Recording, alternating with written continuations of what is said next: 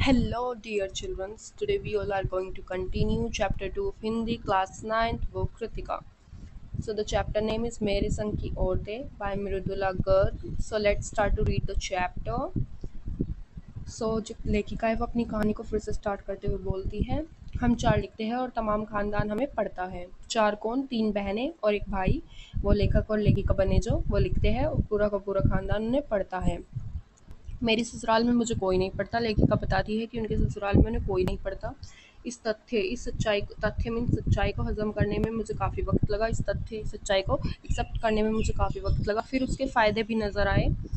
कम से कम घर के भीतर तो मुझे हिंदी आलोचना बुद्धि से 2-4 नहीं होना पड़ता। खैर, मैं अपनी नहीं उन और देवियों की बात कहना चाहती हूँ। अब अपनी जो लेखिका नहीं बनी थी उन बहनों के बारे में बताती है और देवियों से उन्हें परिचित किया है जो परदादी की मन्नत से नतीजे के रूप में धरती पर आ गई थी और लेखिका नहीं बनी। उन्हें सांस लेने की ज़रूरत कुछ ज़्यादा ही हो, समझ में आता है। वो एक ताना कसते हुए बोलती कि शायद उन्हें सांस लेने की कुछ ज़्यादा ही ज़रूरत थी। जैसे मेरे पिताजी ने एक बार मंजुल से कहा था, मंजुल जो बड़ी बहन थी उससे कहा था, कोई दम नहीं घुटता, सांस लेने की ज़रूरत ही ज़्यादा है। पर यहाँ तो हम शेर तो गैर लेखिका बहनें सवा शेर। वो कहती है कि अगर पिताजी ने कोई ताना कसते थे तो अगर बहनें शेर थी तो वो बहनें सवा शेर थी। चौथे नंबर वाली रेणु का आलम यह था कि गर्मी की दोपहरी में स्कूल से जब वापस आती थी गाड़ी, जब गाड़ी उसे और उससे छोटी बहन अचला को बस अड्डे से लेने जाती तो रेणु उसमें बैठने से इनकार कर देती। उसका कहना यूँ था कि थोड़ा सा रास्ता बैठकर तय करना सामंतवाद का प्रतीक था, जो शायद था, पर साथ ही पिता के अतिरिक्त लाड़ का भी, और रसोइयों को खाना खिलाकर जल्दी फारिग करने की लाचारी का भी। माँ तो सब चीज़ों से उदासीन रहती थी, वो मूड़ी थी। पिता काफ़ी कुत्ते भुकते थे जब देखते थे कि अचला गाड़ी में बैठी चली आ रही है, मतलब वो तो अचला तो गाड़ी में बैठकर आ रही है स्कूल से वापस, लेकिन रेणु जो है वो पीछे पीछे पसीने में तरबतर खरामा मीन्स धीरे धीरे आ रही है, क्योंकि वो चल कर आती थी। बचपन में एक बार चुनौती दिए जाने पर उसने जनरल थिमैयो को पत्र लिखकर उनका चित्र मंगवा लिया, जो एक मोटरसाइकिल सवार जवान आकर उसके हाथ में दे गया।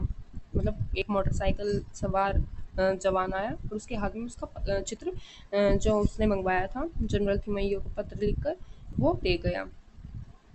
पड़ोस में उसका रुतबा काफ़ी बढ़ गया, मतलब उसकी इमेज जो है वो बढ़ गई। गाड़ी में बैठने के साथ उसे इम्तिहान देने में भी परहेज था। गाड़ी में बैठने से तो उसे परहेज था ही साथ उसे एग्ज़ाम देने में भी परहेज था। स्कूल तो जैसे तैसे पास कर लिया, लेकिन जब बीए का इम्तिहान देने की कहीं बारी आई तो वह अड़ गई। स्कूल तो उसने जैसे तैसे पास कर लिया, लेकिन जब बीए की एग्ज़ाम देने की बारी आई तो वो अड़ गई। पहले मुझे समझाओ कि बीए करना क्यों ज़रूरी है, उसने पूछा। जब मैं इम्तिहान दूंगी, जब मैं एग्ज़ाम दूंगी, अगर मुझे यकीन आ गया तो हाँ, कोई फ़ायदा है तो दे दूंगी एग्ज़ाम, वरना नहीं दूंगी। हमने तरह तरह के तर्क दिए।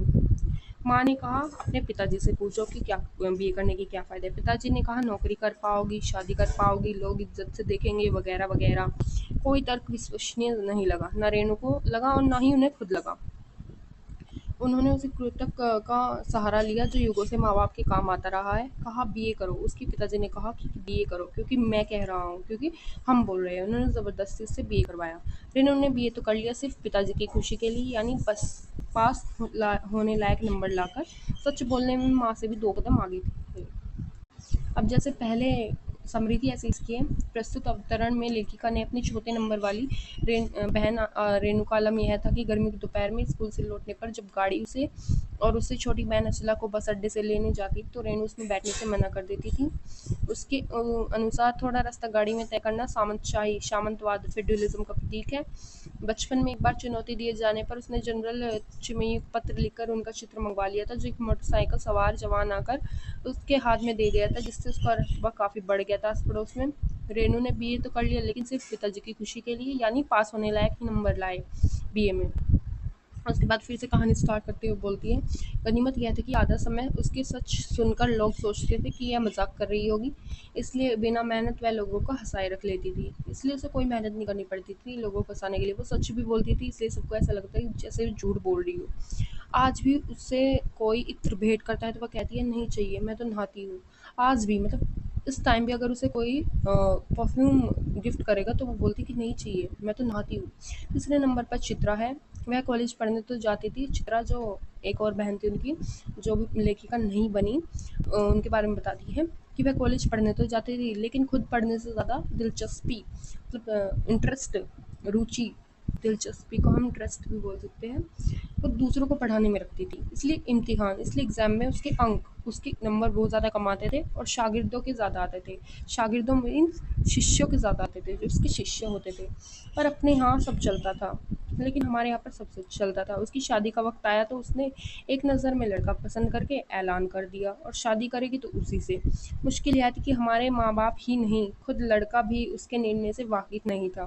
मतलब हमारे माँ-बाप को तो पता ही नहीं था, चलो वो तो एक बात होगी, लेकिन उस लड़के को भी नहीं पता था जिसके लिए उसने ऐलान किया था।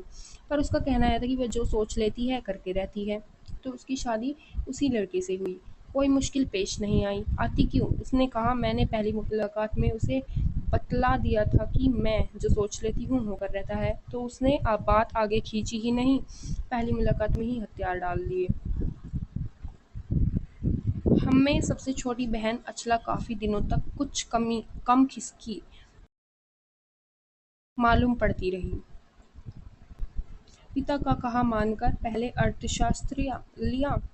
अर्थशास्त्र मीन्स इकोनॉमिक्स लिया, पर फिर पत्रकारिता में दाखिला लिया। ढंग से पढ़ाई की, पास हुई। फिर पिता की पसंद से शादी भी कर ली, पर उसके आगे लीक पर नहीं चल पाई। लेकिन उसके आगे लीक मीन्स रस्ते पर नहीं चल पाई। घर बार में मन ज़्यादा रुचा नहीं, मतलब ज़्यादा इंटरेस्ट नहीं रहा घर बार में। और मंजुल और मेरी तरह उम्र के 30 बरस पार करते ही लिखने का रोग लग गया।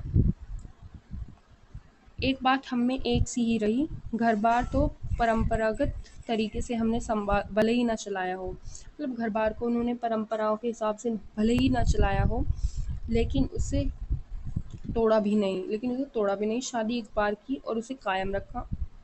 चाहे तलाक के कगार पर खड़ी चली हो, पर कगार तोड़ डूबी नहीं। शायद इसलिए कि जैसा मैंने अपने पहले उपन्यास में लिख डाला था, हम सभी विश्वास करती है होंगी कि मर्द बदलने की कोई प्रयोजन सिद्ध नहीं होता। घर के भीतर रहते हुए भी अपनी मर्जी से जी लो तो काफ़ी है। मतलब वो कहती है कि ये नहीं कि बाहर निकलने से ही हम अपनी मर्जी से जी पाएंगे, हम अपने घर में भी रहकर अपनी मर्जी से जी सकते हैं। शादी के बाद मैं बिहार के एक ऐसे छोटे कस्बे डालमिया नगर में रही, जहाँ मर्द औरतें चाहे पति पत्नी क्यों ना हो, पिक्चर देखने भी जाते तो अलग अलग दड़बों में बैठते। मैं दिल्ली से कॉलेज की नौकरी छोड़कर वहाँ पहुँची थी और नाटक में अभिनय करने की शौकीन रही थी।